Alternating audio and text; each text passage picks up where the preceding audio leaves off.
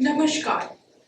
Today I am going to narrate a story about a personality who was well versed both in Shastras and Shastras.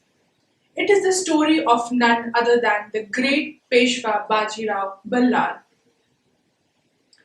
Srimant Peshwa Baji Rao I, also known as Bajirao Ballal, was the seventh Peshwa or the Prime Minister who expanded the Maratha Empire to include much of present day India. In a military career spanning 20 years, it is believed that he never lost a single battle during his campaigns and is widely regarded as one of the most successful generals in Indian history. Bajirao was born on 18th August 1700 to Balaji Vishwanath and his wife Radhabhai Bharve. His siblings consisted of a younger brother, Shimaji Appa, and two younger sisters, Anubai and Biubai. His father was serving as the Peshwa to Chhatrapati Shahu. Baji Rao's childhood was spent at Shashwad, where he was educated in Sanskrit but had a passion for military affairs at an early age. He accompanied his father on military campaigns from an early age. He even accompanied him on an expedition to Delhi in 1790. What he witnessed there convinced him that the power of the Mughal Empire was weakening and the time was ripe for Maratha expansion in the north. Balaji Vishwanath died in 1720 and Chhatrapati Shahu appointed 20-year-old Bajirao as Peshwa. At the time of his appointment, the Mughal Emperor Muhammad Shah had given the rights to collect taxes in the Deccan territories, held by Chhatrapati Shivaji Maharaj decades earlier. Bajirao convinced the Chhatrapati that it was time to go offensive as the Mughals were now at their weakest and they would collapse if the advantage was taken. Additionally, their territories under Maratha control were already being challenged by viceroys in Deccan, rulers of smaller principalities. Thus, it was necessary for the Marathas to assert their right over these territories. Due to his relatively young age, he faced considerable opposition from other members of the court, who felt he was inexperienced and impulsive in his conduct. But the young Peshwa overcame these hurdles.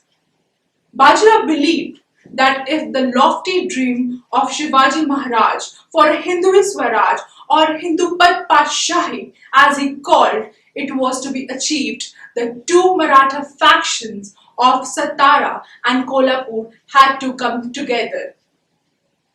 When Bajirao realized that this was unacceptable to Kolhapur faction, he decided to achieve his objective without their help. Baji Rao's first campaign in the northwest started from 1723 with the victory of Malwa, followed by Gujarat. Baji Rao conquered Gujarat and most of central India and even shook the foundation of the Mughal Empire by attacking imperial Delhi. It was he who really went ahead and occupied many Mughal provinces right under their nose. Baji Rao's political wisdom stands out in his Rajput policy. He sought to avoid confrontation with the Rajput houses, the ex-supporters of the Mughal rule, and opened a new friendly era relation with the Mughals and the Rajput. To name the houses were Bundeli, Amer, Durgagarh, Udaipur, Jaipur, Jodhpur, etc. Visualizing the danger lurking dangerously close to Delhi, the Sultan called for help of the once vanquished Nizam. Bajirao again razed him to the ground. This wielded considerable influence of Bajirao over Delhi court. He moved the administrative capital of the Maratha Empire from Satara to the new city of Pune in 1728 with the permission of his master. Bajirao's crowning success was the defeat of Bangash Khan near Mahoba, who was regarded as the bravest commander of the Mughal army. While he was busy bullying the old Hindu king of Bundelkhand, this act of military assistance provided by Bajirao made Chhatrasal feel passionately indebted to him forever. The kingdoms like Sindhyas of Gwalior, Holkars of Indore, Gaikwads of Baroda, and Pawars of Thar were Bajirao's creation of a Maratha confederacy. As he wreaked havoc on the disintegrated Mughal Empire and set up his Jagirdars, Bajirao fought over 41 battles and is reputed to have never lost one. He is one of the three generals in world history who never lost a battle. He is often compared with Napoleon Bonaparte by many great historians.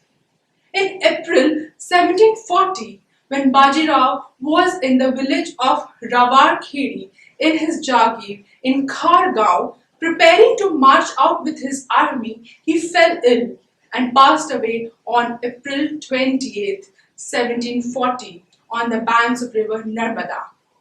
He died as he lived, in camp under canvas among his men.